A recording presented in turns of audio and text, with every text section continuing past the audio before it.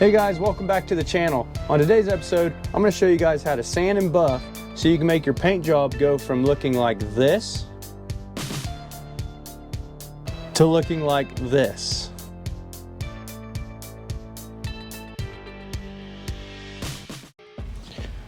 All right, some of the materials you're going to need is I'm using 1500 grit sandpaper. This is a Hook It brand. It's kind of like a Velcro. And I'm also using an interface pad. This is a soft pad that goes on my DA. You don't necessarily need that, but that'll help keep you from burning through if you accidentally hit a corner or something. I like using it. It's not going to be a big leveling out job. This should be very simple. It shouldn't take very long, so we'll go ahead and we've got 1500 grit on here. I'm going to use this and just dry sand this. You could also wet sand it as well, but I am going to just use the dry sanding on a DA.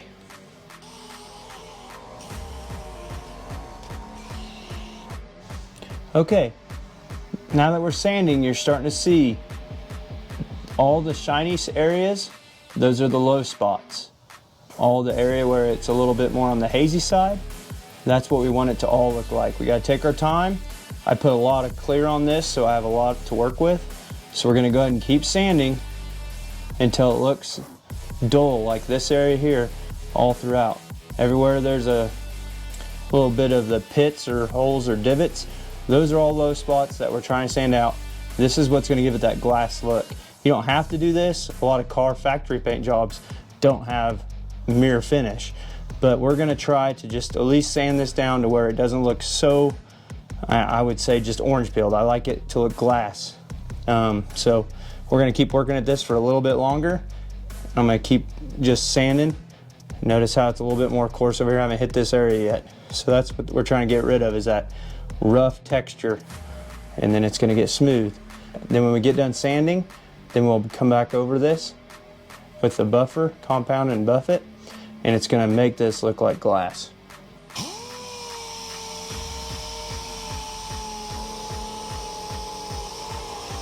Okay, now if your sandpaper keeps plugging up, over and over, and it's starting to dull down, it's time to change it. Make sure you don't keep going. That'll cause a bunch of pigtails. That's where it's got little swirlies. Here, I'll show you up here. That's what pigtailing looks like. When it starts doing that a lot and you clean it out, you don't want that to happen because that'll be harder to sand and buff out. So we're just gonna change out our paper and put a fresh piece on there, and it'll cut a lot quicker. So let's do that quick.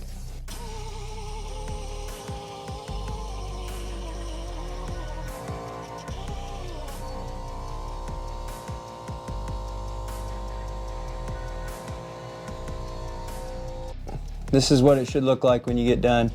It looks really smooth. Now we're gonna put some compound on here, and I'm gonna show you what I use for that.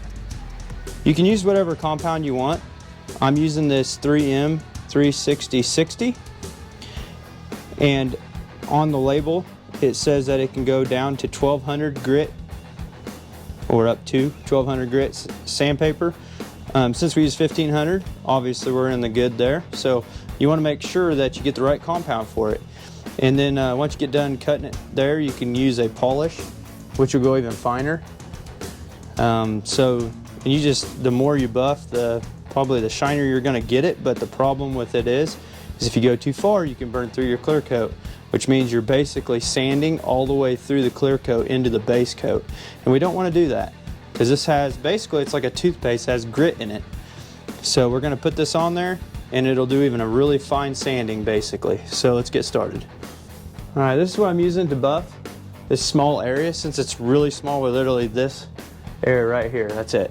So I don't want to get my large buffer out and just get aggressive with it. I can take my time with a drill. I actually love this. I put this on the high speed on just an old DeWalt drill that I had. You can also get this in a complete kit. I got it off Amazon. I'll have a link in the description so you can find it yourself. And I love it. Oh my gosh, when I found this, I mean, it is a game changer.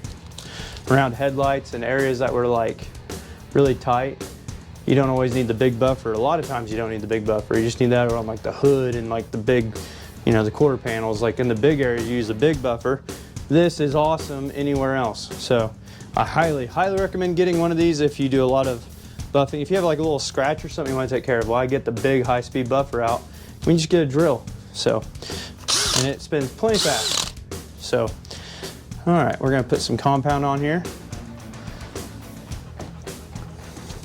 You kind of just get a feel for it. I just put a nice little zigzag on here, and then I just start working it in. I could be using a little too much, but I don't mind. So I do want to put a little bit of pressure on this, but you don't want to stay in one spot. You want to keep moving. You want to keep moving. If you stay in one spot, it's going to build up heat and it's going to burn through. You want to keep it moving.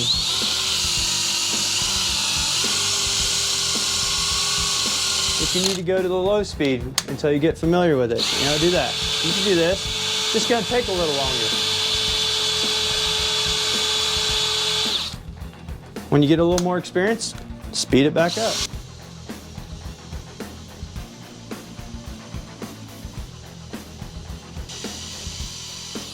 I'm using this just a Dollar General microfiber towel, and just wipe it down. This is a microfiber towel. Use a microfiber towel to wipe it down. It just does better. It's already looking like $1 million already. It's amazing how that works. I'm gonna run a couple passes and then I'll show you where we're at already. Well, heck, I'll just show you what we got after one pass. All right, see how shiny we are already? That's just one pass. And it'll just get shinier and shinier as we go. You can almost see my reflection already. So pretty awesome that you can do that with just one pass. I just keep going until I don't see any cloudiness anymore. So we're just gonna keep going. Obviously I haven't hit the sides yet. See the cloudiness there? That's where we gotta hit yet. And all the way down here, that's what it looked like originally. It's all from the sand scratches. Then you buff it, look at that. Oh, that's after one time. So I'm gonna hit the whole area now, and I'm gonna keep moving, and I'm gonna hit all of it 2 to 3 times until I get all the sand scratches out. But look at that, it already looks like a mirror. And that's how you do that mirror finish for like a show car. So I don't know if you've seen the whole project yet, but yeah, I did this a while back. I'll have a video on the end screen of me doing this project. It's a 2-part. I show how I prep the fridge and all the way to finished. So it's a body work and all video, so you should check this one out. It's really cool. The second video has all the airbrushing and fun stuff, so I'll have those in the end screen, so check them out. All right, compound away. Just keep on going.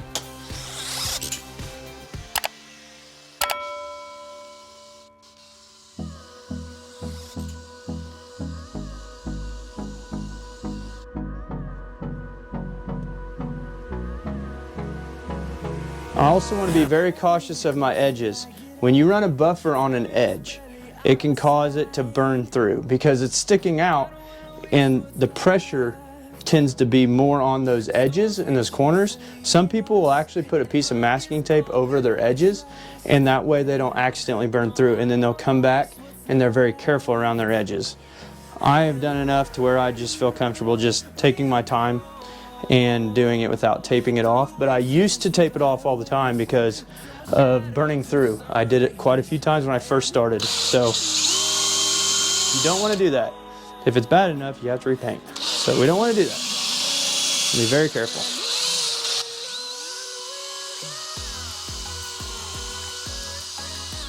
I'm getting to where I'm having too much compound within the actual pad itself, the buffing pad. So what happens is I probably don't need to use so much compound anymore. I could probably lessen it quite a bit actually. So be cautious of that. When you start slinging it everywhere, it becomes very messy. So you need the compound in order to actually buff. So I mean, it's good to have the compound there, but if you've got too much, it's really, you're kind of fighting yourself. So be cautious of how much compound you're putting down.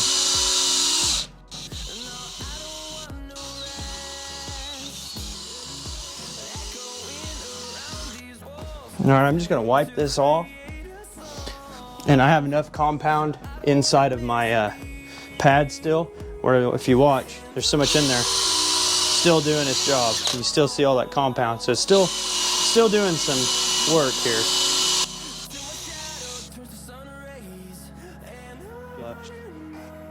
Don't know if you can see that real good, But now, instead of that rough texture that we had earlier, now it's a lot smoother. See how that fixed our problem? This is why people do that. And in show cars, you'll generally put a few extra coats of clear on there, and then you can sand it like this, and you can buff and buff until your heart's content, make it look like a mirror. And that's how you get that showroom quality, that look of glass over the top. So we can go over it just a couple more times just to get that to look a little bit better, but I mean, that's pretty dang smooth. Feels smooth. There's no lines or anything from masking and stuff, because I masked all these stars out, and it's completely smooth. So that's how you do it. I decided to make a quick video on that. So I hope you guys learned something. If you have any questions, just put them down in the comments. I'll try to get to them as soon as I can. There's usually a lot of them, so I do my best, and I can run some polish over this too, but man, it's looking really good just with the compound. It's amazing what that does. So and with the polish, you just go to I actually have a polishing pad that comes with my kit. This is the sponge you use. So you just use this. It's like a gray black looking pad. It's a finer, it's a lot softer. And then we'll use a polish with this, and this is how you polish it out. You go through the same steps. You just go a couple times over it, 2 to 3 times, and you'll go even shinier yet. So, well, I hope you guys learned something. Thanks for watching. Make sure you subscribe to my channel. I do a lot of airbrushing projects just like this fridge. I hope you enjoyed the video, and thanks for watching.